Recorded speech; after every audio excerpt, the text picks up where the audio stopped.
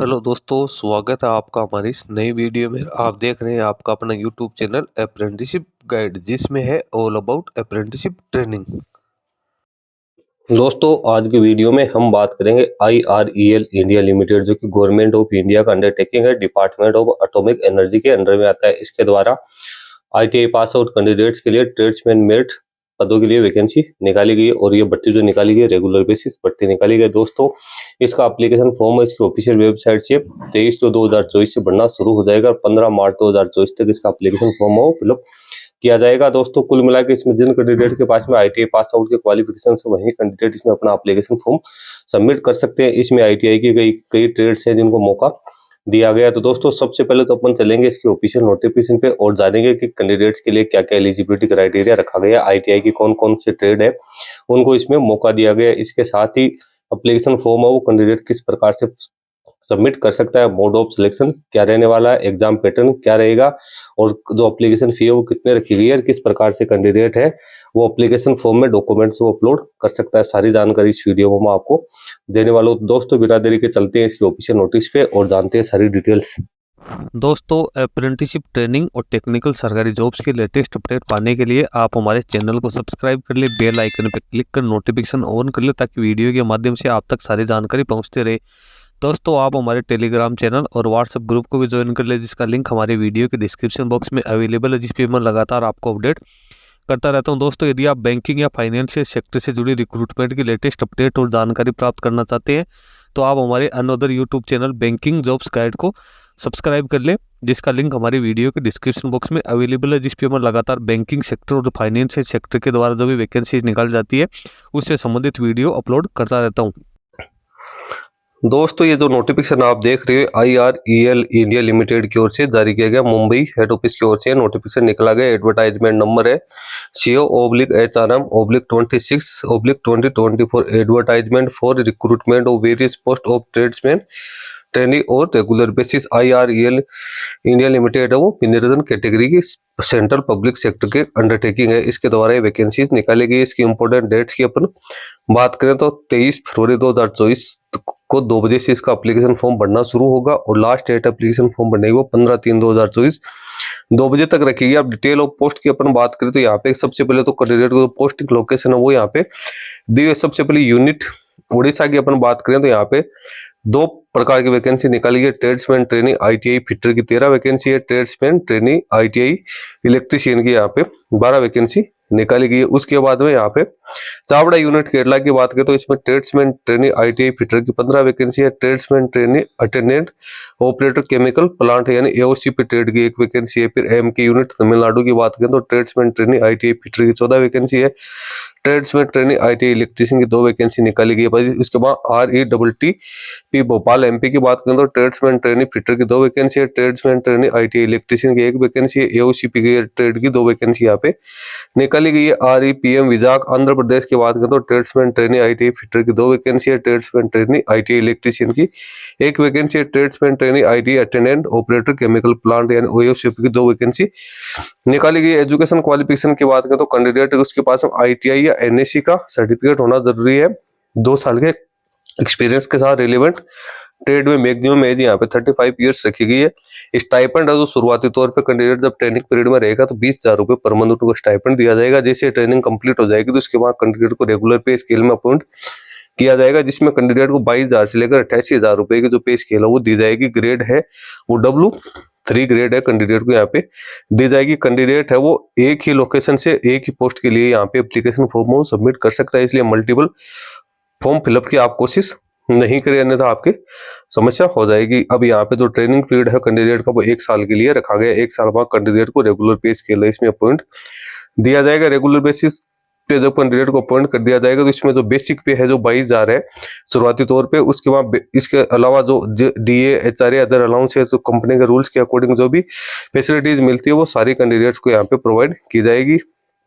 उसके बाद में यहाँ पे आप यूनिट देख सकते हो किस किस यूनिट में कितनी वैकेंसी निकाली गई है, तो वो आप यहाँ पे चेक कर सकते हो। फिर रिक्वायर्ड क्वालिफिकेशन एंड एक्सपीरियंस की बात करें तो यहाँ पे आप देख सकते हो tradesman training ITI fitter electrician की बात करें तो कैंडिडेट के पास ITI NSC होनी जरूरी है फिटर इलेक्ट्रीशियन ट्रेड में। इसके साथ ही 2 साल का एक्सपीरियंस यहाँ पे मांगा गया है। इसके यहाँ पे देख सकते हो।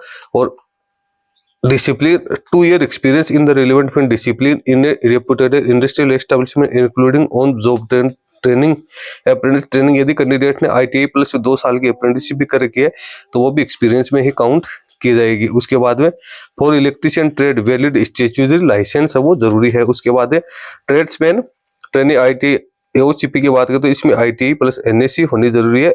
AOCP ट्रेड में प्लस 2 साल है वो साइंस के साथ इंटरमीडिएट या हायर सेकेंडरी होना जरूरी है। केमिस्ट्री सब्जेक्ट एक होना जरूरी है 50% मार्क्स के साथ और कैंडिडेट के पास 2 साल का एक्सपीरियंस होना जरूरी है।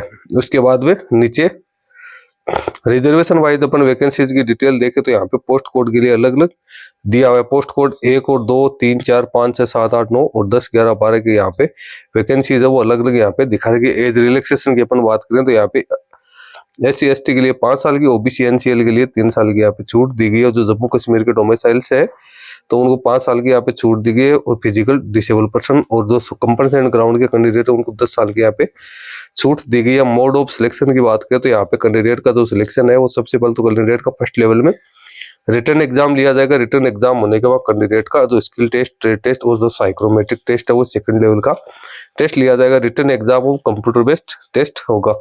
अब इसके अंदर मल्टीपल चॉइस वाले जो क्वेश्चंस है वो इसमें आएंगे और जो पेपर की जो लैंग्वेज है वो बाइलिंगुअल होगी, हिंदी और इंग्लिश दोनों यहाँ पे कैंडिडेट को देखने को मिल जाएगा। रिटर्न एग्जाम है उसका टाइम वो 1.5 घंटे का रहेगा जिसमें 2 पेपर्स होंगे। पेपर फर्स्ट है उसमें 50 ऑब्जेक्टिव टाइप के क्वेश्चंस आएंगे जो कि आपके प्रोफेशनल नॉलेज एंड आपका डिसिप्लिन से रिलेटेड क्वेश्चंस होंगे।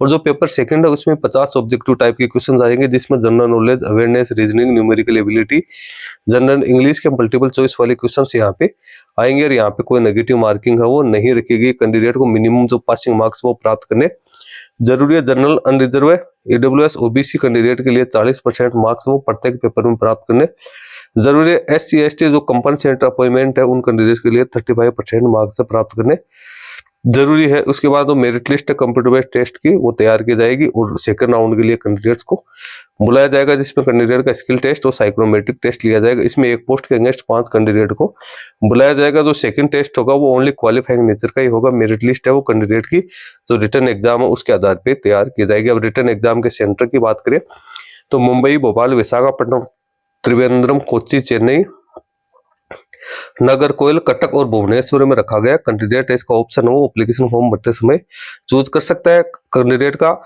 मेडिकल एग्जामिनेशन किया जाएगा एम्प्लॉयमेंट के पहले और कैंडिडेट का करेक्टर और जो एंटीसीडेंट है वो वेरिफिकेशन भी यहाँ पे किया जाएगा। जो कैंडिडेट वेटिंग लिस्ट में आएंगे उनके लिए वेटिंग लिस्ट तैयार की जाएगी। सर्विस बॉन्ड भी यहाँ पे रखा गया है जिसमें आप देख सकते हो अनरिजर्व OBC NCL के लिए 1.5 लाख रुपए और SC ST EWS के लिए यहाँ पे 1 लाख रुपए रखा गया। कैंडिडेट 3 साल तक जो कैंडिडेट को सर्विस है वो कंप्लीट करने जरूरी है। प्लेस है पोस्टिंग की यहाँ पे बात करें तो ऑल इंडिया में जितने भी यूनिट्स, ऑफिस, एस्टेब्लिशमेंट है तो वहाँ पे इनकी पोस्टिंग दी जाएगी। एप्लीकेशन फी की अपने यहाँ पे बात करें तो कैंडिडेट के लिए 500 रुपए नॉन रिफंडेबल एप्लीकेशन फी रखी गई। Unreserved EWS OBC NCL candidate के लिए तो ये थोड़ा सा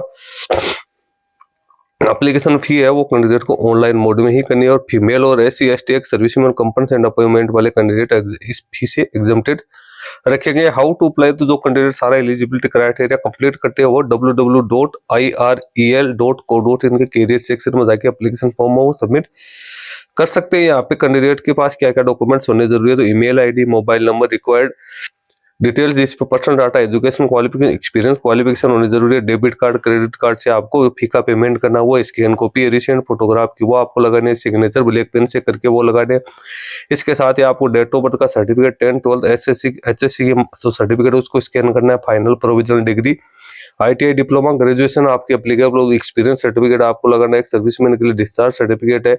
रिजर्वेशन कैटेगरी के कैंडिडेट के लिए कास्ट सर्टिफिकेट है। EWS कैंडिडेट के लिए इनकम एंड एसेट सर्टिफिकेट है। और OBC NCL के लिए जो डिक्लेरेशन नॉन क्रीमी की वो है। स्क्राइब सर्टिफिकेट किसी का लागू है तो, और जो जम्मू एंड कश्मीर के डोमिसाइल है उनके लिए जो उनका सर्टिफिकेट है वो ही लागू रहेगा। जनरल कंडीशंस की बात करें ऑल इंडिया के कैंडिडेट्स इसमें अपना एप्लीकेशन फॉर्म सबमिट कर सकते हैं। इसकी जो कट ऑफ डेट रखी गई है 15/3/2024 रखी गई है। और इसके संबंध में जो आपकी सारी जानकारी है वो आपको इसके ऑफिशियल वेबसाइट पे मिलेगी। कोई आपको प्रॉब्लम आ रही है तो यहाँ पे इसकी ईमेल आईडी दी हुई है जो कि आप यहाँ पे चेक कर सकते हो। दोस्तों इसमें जितने भी इंपॉर्टेंट टॉपिक्स थे मैंने आपके साथ शेयर कर दिए। ओवरऑल इसमें कैंडिडेट के पास ITI NSC 2 साल का एक्सपीरियंस है, उन कैंडिडेट्स को यहाँ पे एप्लीकेशन फॉर्म भरने के लिए एलिजिबल माना गया है। तो जो कैंडिडेट सारी एलिजिबिलिटी क्राइटेरिया रखते हैं अपना एप्लीकेशन फॉर्म में वो सबमिट कर सकते हैं। इसका लिंक आपको हमारी वीडियो के डिस्क्रिप्शन बॉक्स में मिल जाएगा, जहाँ से आप इसको डाउनलोड करके केयरफुली चेक कर सकते हो। इसके बारे में अदर कोई अपडेट आएगी तो मैं अपने यूट्यूब चैनल के माध्यम से आपको इंटीमेट करता रहूंगा। इस वीडियो में इतना ही। वीडियो अच्छा लगे लाइक शेयर करना, कोई क्वेरी हो कमेंट करके बताना। धन्यवाद।